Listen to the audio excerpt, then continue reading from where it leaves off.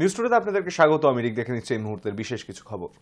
আরজি কর মেডিকেল কলেজের তরফ থেকে ফের হাউস স্টাফ নিয়োগ। সন্দীপ ঘোষের আমলে নিয়োগ দুর্নীতির অভিযোগ ওঠে। এবার স্বচ্ছতার সঙ্গে স্টাফ নিয়োগ হচ্ছে বলেই জানিয়েছে আরজি কর কর্তৃপক্ষ। 2013 সালে যে অর্ডার ছিল স্বাস্থ্য ভবনের তরফ থেকে, সেই অর্ডার মেনেই মেধার ভিত্তিতে 54 জনকে মনোনীত করছে হাসপাতাল কর্তৃপক্ষ।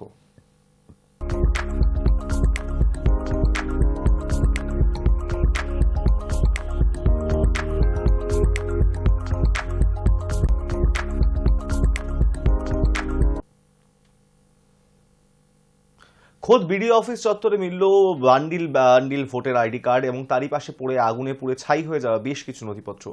কোথা থেকে আসলো এত ভোটার কার্ড, উঠছে প্রশ্ন।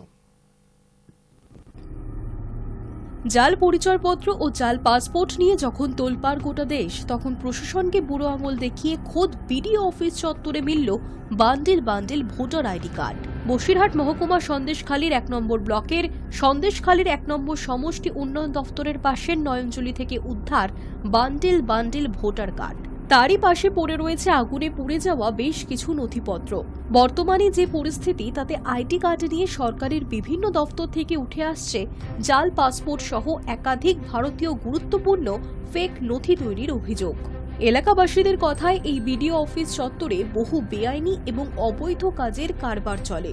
যদিও কারা এই ঘটনার সঙ্গে জড়িত থাকতে পারেন, সেই প্রসঙ্গে মুখ খোলেননি তারা। গিয়ে দেখলাম অনেক আই কার্ড পড়ে আছে, ভারতীয় পরিচয়পত্র। মাথায় ঢুকলো না, যদিও আমি এখানকার স্থানীয় বাসিন্দা, পাশেই বিডিও অফিস।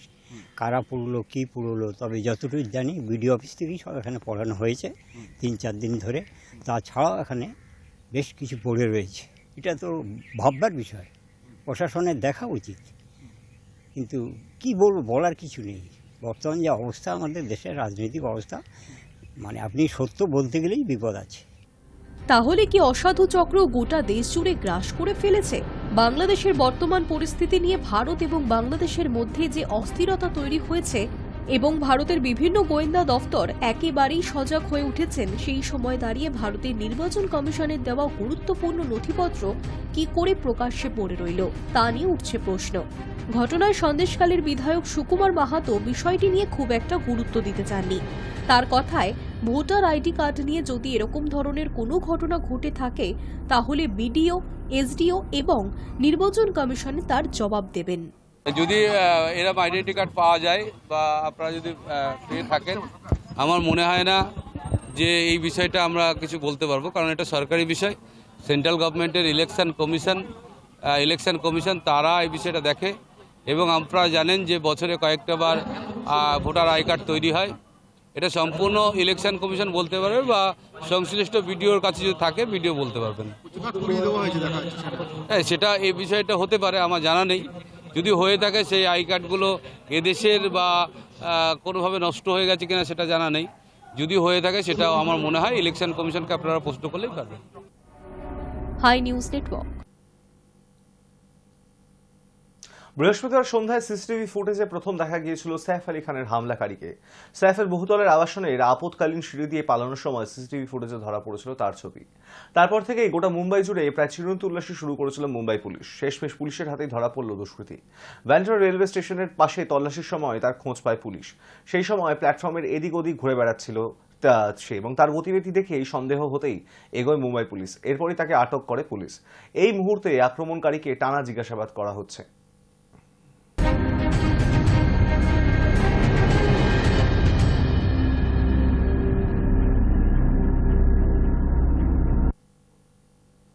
গাড়ির ধাক্কায় রাস্তায় লুটিয়ে পড়ল চিতাবাঘ। ঘটনাটি ঘটেছে ফাঁসিদেওয়া ব্লকের ঘোষপুকুর রেঞ্জ এলাকার জাতীয় সড়কে।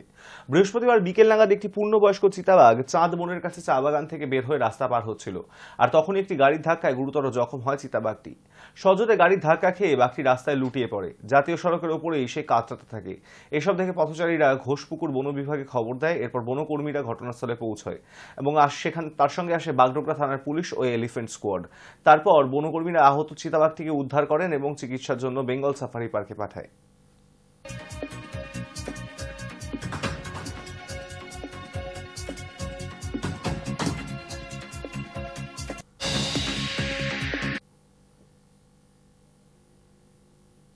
কিভাবে ফিট থাকেন সোনু, ডায়েটে কি খান তিনি, দেখুন। মদ মাংস ছুঁয়েও দেখেন না, সম্পূর্ণ নিরামিষ আহার করেন। নিয়মিত শরীরচর্চা ও কঠোর ডায়েটই সোনু সুদের ফিটনেস মন্ত্র। তার সুগঠিত শরীর ও নিয়মানুবর্তিতা দেখে অনুপ্রাণিত হন অনেকেই। সমাজ মাধ্যমে প্রায়ই নিজের শরীরচর্চার ভিডিও শেয়ার করেন সোনু। তিনি কী ধরনের খাবার খান সে নিয়েও বিভিন্ন সাক্ষাৎকারে নানা কথা জানিয়েছেন অভিনেতা। সম্প্রতি একটি সাক্ষাৎকারে সোনু বলেছেন তিনি একেবারেই একঘেয়ে খাবার খান, যাকে বলে সাদামাটা হাসপাতালের মতো খাবার।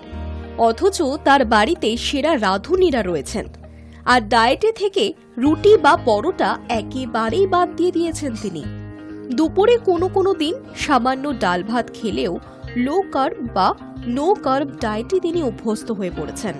প্রাতরাশে খান ডিমের সাদা অংশ, স্যালাড, সিদ্ধ সবজি, সিদ্ধ পেঁপে বা অ্যাভোকাডো। দুপুরে বেশিরভাগ সময়ই সিদ্ধ সবজি ও স্যালাড। চিট মিলে একেবারেই বিশ্বাসী নন তিনি। কঠোরভাবে রোজের ডায়েট মেনে চলেন। এখন কথা হলো, রোজের তালিকা থেকে কার্বোহাইড্রেট একেবারেই ছেটে ফেলা কি ঠিক?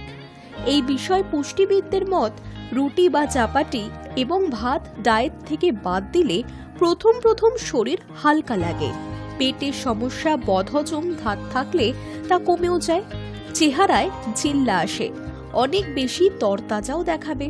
কিন্তু কিছু সময় পর থেকেই দুর্বল হতে শুরু করবে শরীর।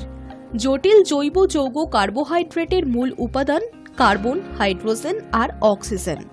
শরীরের জ্বালানি হল কার্বোহাইড্রেট। এটি জারিত হয়ে শরীরে শক্তি যোগায়। শরীরের শক্তির প্রাথমিক উপাদানই হল কার্বোহাইড্রেট। তাই রোজের তালিকায় প্রোটিন, ভিটামিন বা খনিজ সমৃদ্ধ খাবার যতই রাখুন না কেন, কার্বোহাইড্রেট রাখতেই হবে। ওজন ঝরানোর জন্য যারা ভাত, রুটি বাদ দিয়েছেন তাদের কার্বোহাইড্রেটের জন্য বিকল্প খাবার বেছে নিতে হবে। বিভিন্ন দানা শস্য যেমন ওটস, ডালিয়া, কিনোয়া, সবজি, বিনস, কড়াইশুঁটি খেতে হবে। স্বাস্থ্যকর ফ্যাট, প্রয়োজনীয় নানা ভিটামিন এবং খনিজে ভরপুর বাদাম এবং বিভিন্ন ধরনের বীজ রাখা যেতেই পারে নো কার্ব ডায়েটে।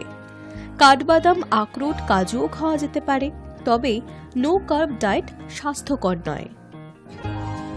High News Network. News Today এখন এই পর্যন্তই। দেখতে থাকুন হাই নিউজ, নির্ভীক, নিরপেক্ষ।